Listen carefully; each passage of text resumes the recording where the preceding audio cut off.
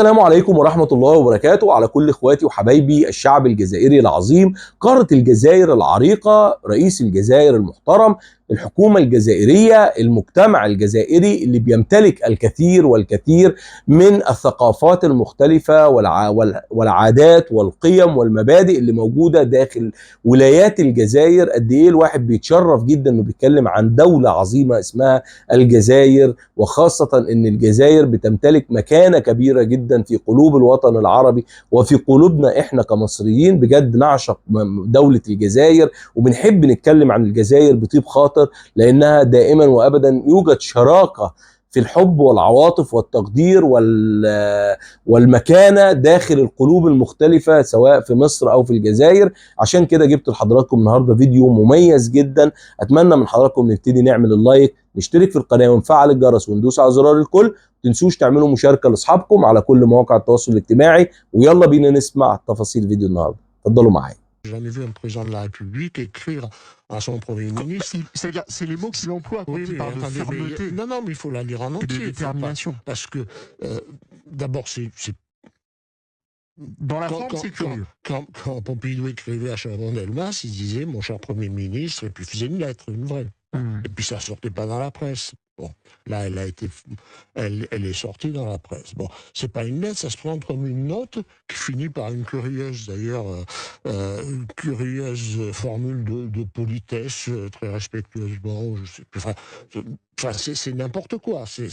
Un président de la République ne fait jamais un document de cette nature. Et quand vous le lisez, alors vous commencez par les mots, il faut être ferme, il faut très bien. Et à chaque fois qu'il y a une affirmation une demande de fermeté, la phrase suivante explique que faut pas s'y prendre. Ça, il faut rétablir des relations amicales, il faut renouer le lien, il faut, etc. Donc il y a tout et son contraire dans cette lettre, mais vous ne pouvez pas en tirer une politique. Il y a 2 ou 3 propositions, mais auxquelles tout le monde peut adhérer sur la reconnaissance sur le fait d'accepter un certain nombre de consuls qui ont été nommés, qui pour l'instant sont pas acceptés par la France. Bon. Il appelle à suspendre les accords de 2013, il dit rien en revanche sur ceux de 68. Oui, mais de toute façon, enfin, et même s'il disait 68 ne changera rien, ça ne fera aucune pression sur les généraux algériens. Continuent à penser que tout ça, c'est quand même du vent. Mais ce qui est frappant dans cette lettre, c'est je me donne une posture de fermeté pour montrer que je suis ferme, et en même temps, je dis que tout ce que fait le gouvernement, c'est pas bien parce que ça nuit à nos relations avec l'Algérie. Donc,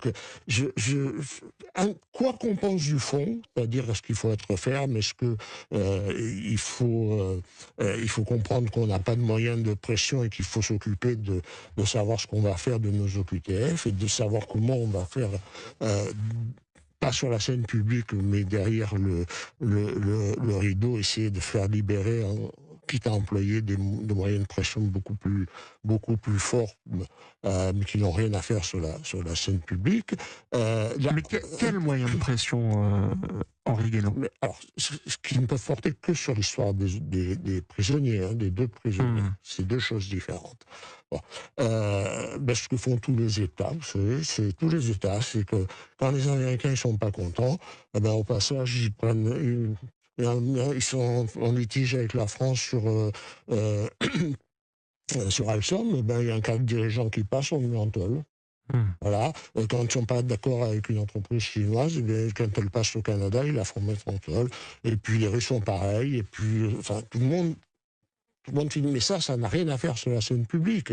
Ce sont des moyens, on va dire, de la diplomatie, ce sont des méthodes qui ne sont pas publiques. Voilà, c'est pas public. Il y avait que François Hollande pour aller dévoiler toutes les méthodes hors normes que peut utiliser un État pour se faire respecter, pour se protéger, etc. Bon. Mais ça n'a rien à faire sur la scène publique. C'est autre chose. À partir du moment où moi j'ai appelé ça prendre des otages, où vraiment prendre des otages. Ça n'a rien à faire sur la scène publique, mais vous encouragez les États à le faire. Et bien sûr, enfin, je veux dire, l'État, il doit défendre ses concitoyens. Alors, on me dira, Boualem Sansal, il a une double nationalité, peut-être, mais on voit bien que c'est parce qu'il a une nationalité française il subit ce traitement. Bon. Et donc, ça, là, on a protégé quelqu'un qui va mourir en prison. C'est-à-dire, on a à protéger la liberté et la vie de nos concitoyens. Alors, quand un État met des gens en prison parce qu'il y a de bonnes raisons, ça, c'est à notre État, à nos gouvernements de faire la lumière là-dessus. Quelqu'un qui trafique évidemment de la drogue dans un pays où on condamne très lourdement, voire à mort, les trafiquants de drogue, ben c'est la justice du pays qui est libre de choisir ce qu'elle veut. Bon, quand en revanche, on sent qu'il y a un coup fourré, que tout ça était une machination, alors ça devient notre problème. Bon, mais ça, c'est un problème qui ne relève pas des relations diplomatiques, politiques normales. Bon, voilà. Quant aux ultimatums sur la scène publique, ça ne marche pas. Ça ne marche qu'avec des États qu'on peut isoler, étouffer. Voilà, soumettre, mais avec un État qu'on n'a pas les moyens de soumettre, d'isoler ou de sanctionner, voilà, ça ne fonctionne pas.